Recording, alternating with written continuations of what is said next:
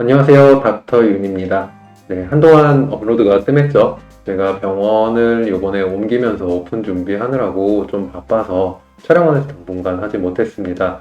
그래도 이제 병원도 무사히 다시 오픈을 했고 진료도 다시 시작해서 조금 여유가 생기니 다시 이전에 하던 항암 부작용 이야기 계속 이어가도록 하겠습니다.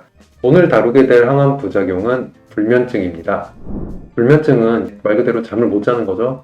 기계적으로 몇 시간 이상 못 자면은 혹은 자다가 몇 번 이상 깨면 불면증이다 라고 규정을 정확히 하기는 참 어려워요. 물론 의학적으로 불면증이다 하는 정의들은 있지만 실제로 우리가 느끼는 불면증은 사람마다 다 제각각으로 다릅니다. 그냥 타고나기를 하루에 4시간 자도 충분한 사람이 있는 반면에 11시간씩 자도 맨날 졸린 사람도 있고, 또 자다가 깨는 것도 한두 번 정도는 깨도 일상생활에 아무런 지장이 없다면 그걸 굳이 불면증으로 보지 않는 경우도 있고, 거꾸로 자다가 한 번 깼는데 그게 좀 길게 지속되거나 아니면 그것 때문에 계속 하루 종일 피곤하다, 그래서 그걸 없애고 싶다는 느낌이 많이 든다면 그거를 불면증으로 보기도 하고요. 그만큼 주관적인 생각이 많이 개입되는 질환이라고 보실 수 있겠습니다.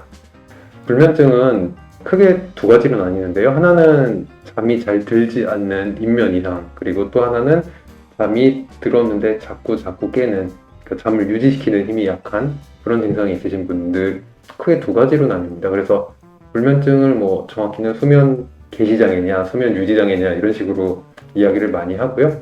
이걸 불면증으로 보긴 좀 그런데 이렇게 일찍 딱 깨는 분들, 그런 분들까지 포함해서 뭐 크게 보면 세 가지 정도 있다고 생각을 해주시면 되겠습니다.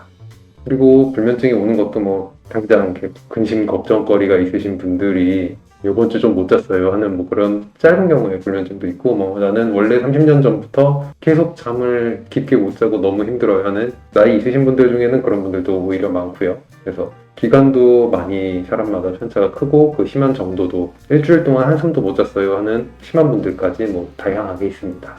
특히 암 환자분들은 이제 기본적으로 걱정이 많아지잖아요. 그리고 또 그 걱정이 대부분 불면으로 이어지는 경우가 많아요. 특히나 암 환자분들 같은 경우는 잠이 잘 오는데 해가 되는 그런 약제를 쓰는 경우도 있고, 치료에 대한 걱정, 뭐 단순히 미래에 대한 걱정 뭐 이런 것도 있고, 몸 상태는 점점 나빠져서 컨디션 떨어져서 왜 그런 얘기들 하죠?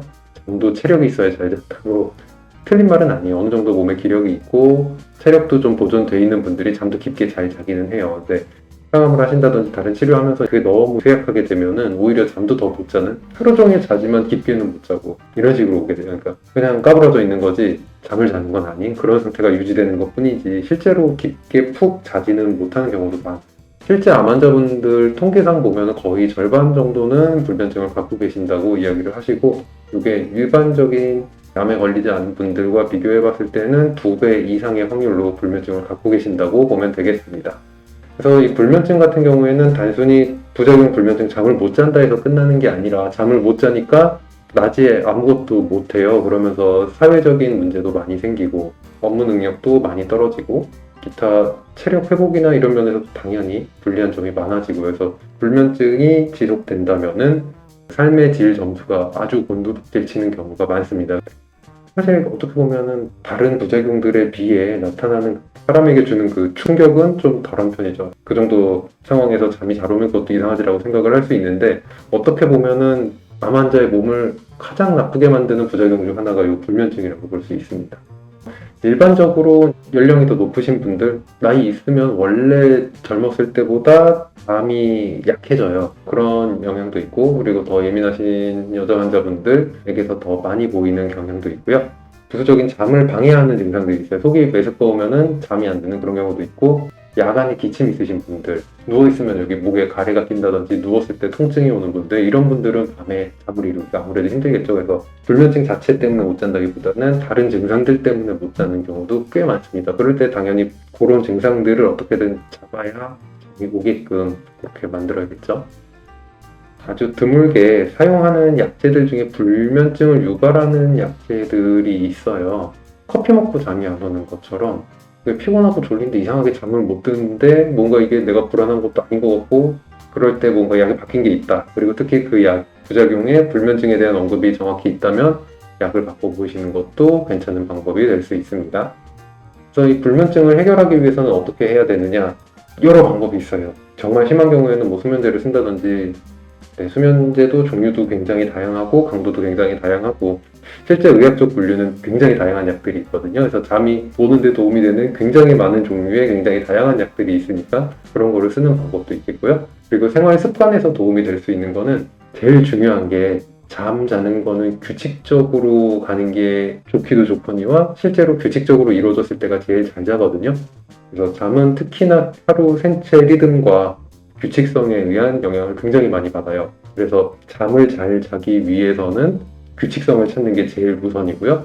특히 잠에 영향을 미치는 요소가 의사 선생님들마다 의견이 좀 다를 수 있는 부분이긴 하지만 저는 크게 두 가지를 잡거든요. 하나는 빛이고 하나는 음식입니다. 하루 세 끼를 먹든 두 끼를 먹든 늘 같은 시간에 밥을 먹고 똑같은 시간에 자고 똑같이 일어나면은 얘네가 사이클이 먹는 것과 자는 게 서로 맞물려서 몸의 리듬을 딱 이루어요. 그러면은 늘 같은 시간에 배가 고프고 같은 시간에 졸리고 같은 시간에 잠이 깹니다.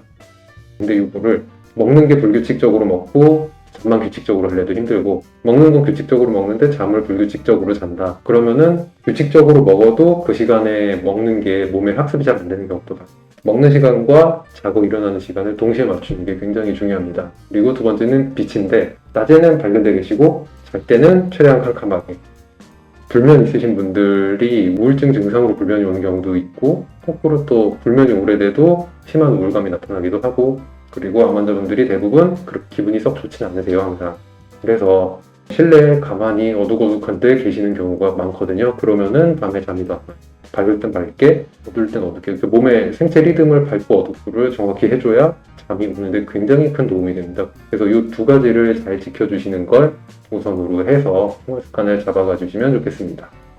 그 밖에 뭐 잠이 안 올 때 나가서 운동하고 산책하고 들어오면은 좀 더 잠이 잘 온다든지 아니면 뭐 이렇게 배를 가득 채워서 배가 부르면 또 피곤증이 오니까 그런 걸 활용하신다든지 아니면 잠이 안 오니까 그냥 누워서 노상 핸드폰 보는 분도 계시고 그러는데 사실 그런 것보다는 잠들기 한 한두 시간 전부터는 아무것도 안 하고 조금 쉰다는 느낌으로 조금씩 활동을 줄여나가시는 게 오히려 도움이 될 때가 많고요. 특히 밝은 빛을 보는 게 안 좋아요. 아까 말씀드린 것처럼 낮은 최대한 밝게, 밤은 최대한 어둡게 그것도 잘 지켜주시면 좋겠습니다.